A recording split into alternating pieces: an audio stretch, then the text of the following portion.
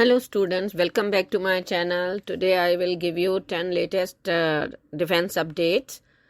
Number 1, DRDO to develop wheeled and tracked variants of Advanced Armored Platform, that is AAP.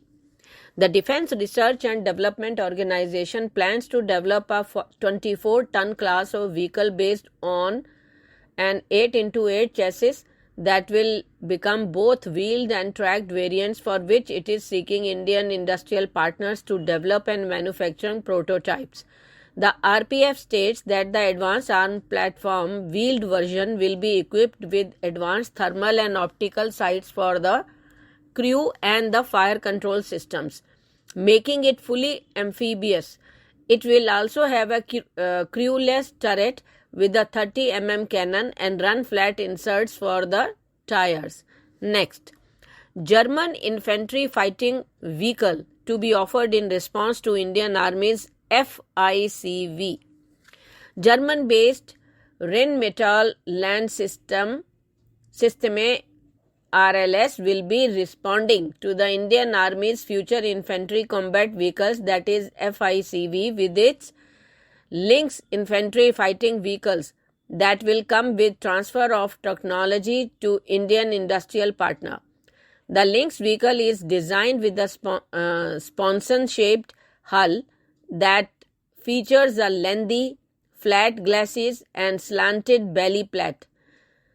The driver is situated in the front left of the vehicle, the engine in the front right, the fighting compartment in the center when equipped with a turret, and there is a disembarkation compartment located at the rear, accessible through a ramp located at the back of the vehicle. Next, private firm upgrades fly-by-wire unit of Sukhoi 30 Mk1. Bengaluru-based Comavia Systems Technologies Private Limited, along with state-owned Hindustan Aeronautics Limited, has carried out the upgradation, redesign and development of a fly-by-wire, that is FBV, data acquisition system for the Sukhoi 30 Mk1 aircraft fleet. FBW DAU LRU was operationally restricted due to obsolete electronic components that was resulting in a very high cost of repair and maintenance of the LRU. HAL decided to carry out plans to redesigning the LRU to match up with the current technology, and also included the requirement of the module level test JIG of the FBW DAU LRU. Next, CAG to sign bilateral pacts with Kazakistan, Tazakistan at SCO SAI meet. Controller and Auditor General of India GC Murmu will sign bilateral agreements with counterparts of Kazakistan and Tazakistan on the sidelines of the Shanghai Cooperation Organization Federal Auditors meeting beginning Monday in Lucknow. SCO Supreme Audit Institution's meeting will be graced by Uttar Pradesh Governor Anadiben Patel, the CAG office said in a statement. Next, defense analyst picks pros and cons of possible IAF'S MTA candidates. The Indian Air Force has launched a search for a new transport aircraft to replace its current AN-32 fleet. They have released a request for information seeking procurement of a medium transport aircraft with the ability to carry between 18 to 30 tons. Because C295 is in the 5 to 10 tons category, it no longer fits the 18 to 30 tons load carrying bracket. Essentially, the IAF is looking to replace the AN-32s with a larger carrying capacity aircraft. However, the aircraft they are seeking means that even the IAF's existing C-130J Super Hercules could qualify. And if that is the case, defense analyst Ranesh Ranjan has called for the procurement of the same transporter if it fits the bill rather than investing in new transport aircraft. Next. Was it a Chinese spy balloon that flew over the Andaman and Nicobar Islands in 2020?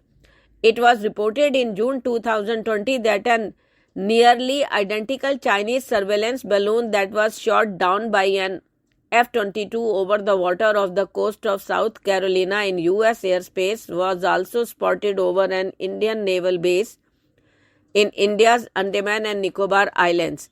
In January 2022, an identical Chinese surveillance balloon was also seen over Port Blair in Andaman and Nicobar Islands, near a strategically located Indian Navy base.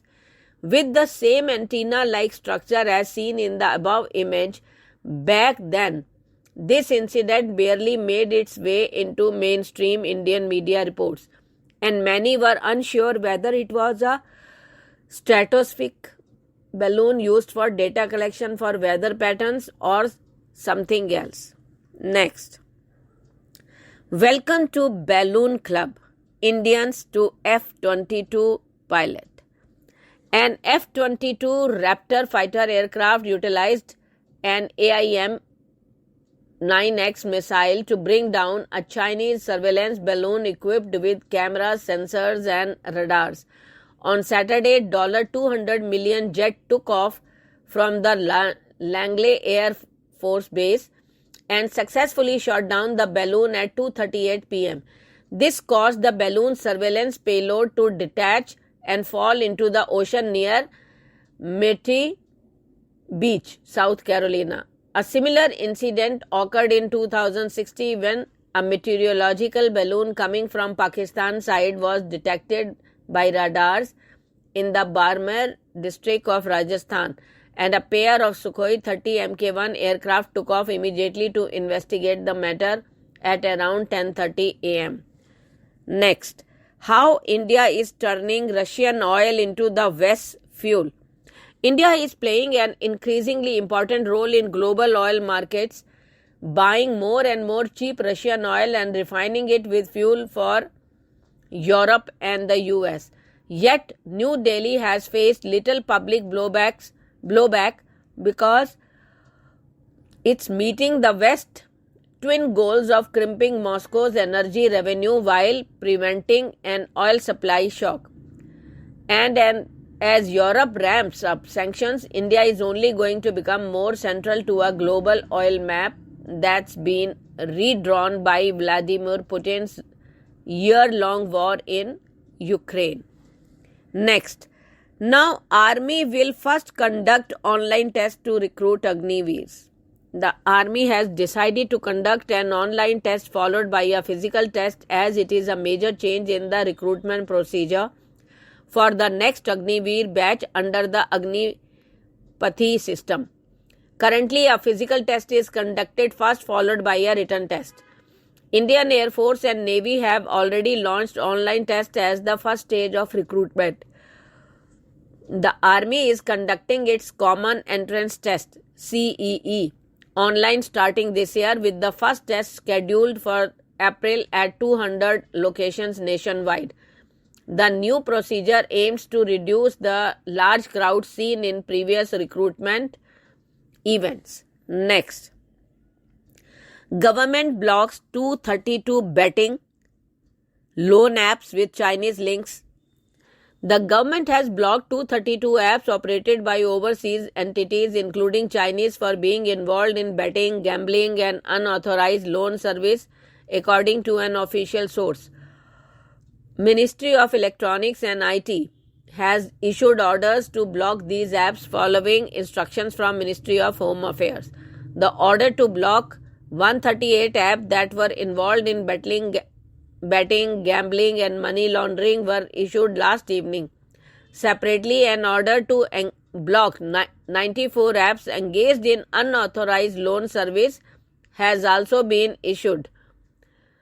These apps were being operated from offshore entities, including Chinese. They were posing a threat to the economic stability of the country. the official who did not wish to be named told. Thank you.